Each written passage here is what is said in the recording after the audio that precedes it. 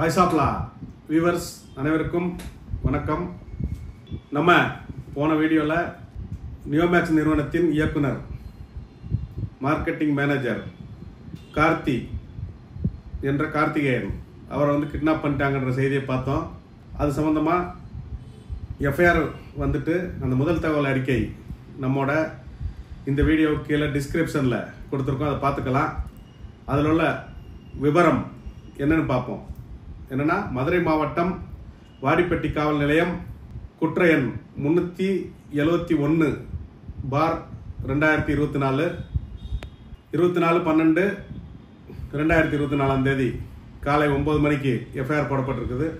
அதில் அந்த வழக்கில் புகார் கொடுத்தவர் முத்துக்குமார். அவர் கார்த்திகேயனோட சகோதரர்.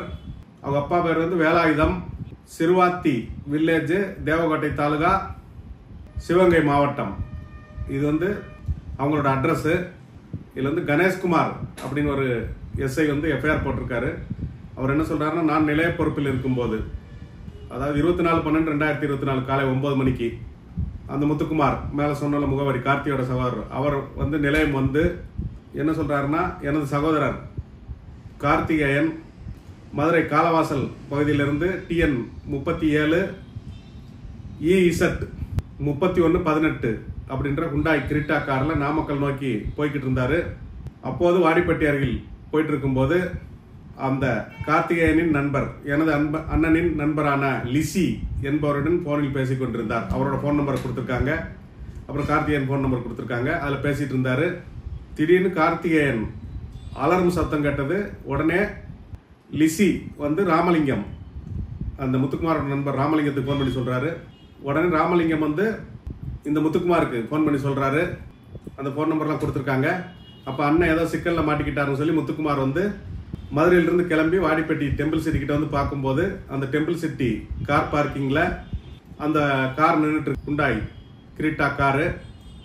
அதை போய் பார்க்கும்போது உள்ள பொருள்கள் சிதறி கிடக்குது. அவரோட அண்ணனை காணவில்லை, எனது அண்ணனை காணவில்லை அப்படின்னு சொல்லியிருக்காரு. அதனால உடனடியாக எனது அண்ணனை கண்டுபிடித்து தரும்படி கேட்டுக்கொள்கிறேன் அப்படின்னு சொல்லியிருக்காரு. இது 23/12/2024 இரவு 9:45 மணிக்கு நடக்குது.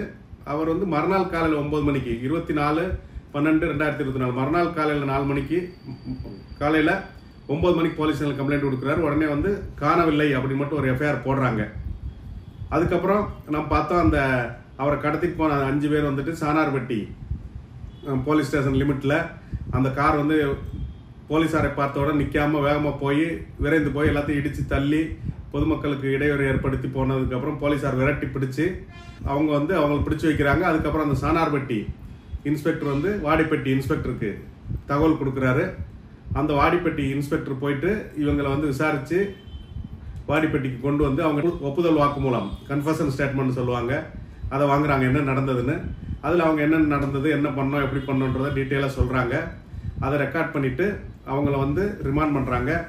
ரிமாண்ட் பண்ணும்போது முதல்ல அவர் என்ன ஆனார் காணோன்னு மட்டும் தான் தெரியும். யார் கூட்டு போனாங்க, என்ன நடந்தது, அதெல்லாம் எதுவும் தெரியாது. அதனால் முதல்ல காணவில்லை அப்படின்னு மேன் மிஸ்ஸிங் கேஸ் மட்டும்தான் போடுறாங்க எஃப்ஐஆரில்.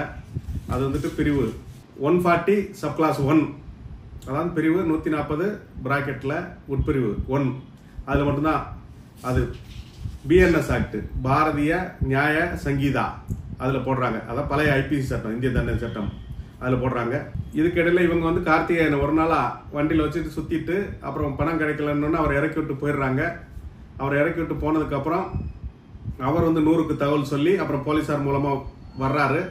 இதுக்கு இடைப்பட்ட நேரத்தில் இவர் இறக்கி விட்டு போகும்போது தான் போலீஸ் நம்மளை பிடிச்சிருவாங்கன்னு சொல்லி அவங்க பயந்து போலீஸுக்கு நிற்காம இந்த பேரிகார்டெல்லாம் இடிச்சு விட்டு போனதுக்கப்புறம் அவங்களும் பிடிக்கப்படுறாங்க. அதை வச்சு அவங்கெல்லாம் கைது செய்து கொண்டு வந்திருக்காங்க. அதுக்கப்புறம் வழக்கு மாத்துறாங்க. ஆட்கடத்தல், கொலை மிரட்டல், அந்த மாதிரிலாம் என்னென்ன செக்ஷன் போடுறாங்கன்னு பார்த்தீங்கன்னா, 140 subclass 1, 61 subclass 2, 191 subclass 2, 193 subclass 3, 126 subclass 2, 127 subclass 2, 351 subclass 3, 140 subclass 1 BNS act. இந்த பிரிவுகள் எல்லாம் வழக்கு பதிவு செஞ்சு இப்போ அவங்களை ரிமாண்ட் பண்ணியிருக்காங்க. இது தற்போதைய அப்டேட். இன்னும் நீதிமன்றம் திறந்ததுக்கு அப்புறம் அந்த வழக்கு சம்பந்தமான அப்டேட்டுகள் வரும். அதாவது உயர் நீதிமன்றம் திறந்ததுக்கு அப்புறம் அந்த கேன்சலேஷன் ஆஃப் பெயில் டீட்டெயில்ஸு. இந்த வழக்கு இப்போ இவங்க வந்து கைது செய்யப்பட்டு சிறையில் அடைக்கப்பட்டதுக்கப்புறம் ஜாமீன் மனு தாக்கல் செஞ்சுருக்காங்க. இன்னமும் விவரங்கள் வந்து தொடர்ந்து நம்ம தருவோம். அது வரைக்கும் நம்மளோட சேனலில் இந்த நியோமேக்ஸ் சம்மந்தமான அப்டேட்டுகளை தொடர்ந்து பாருங்கள். நன்றி, வணக்கம்.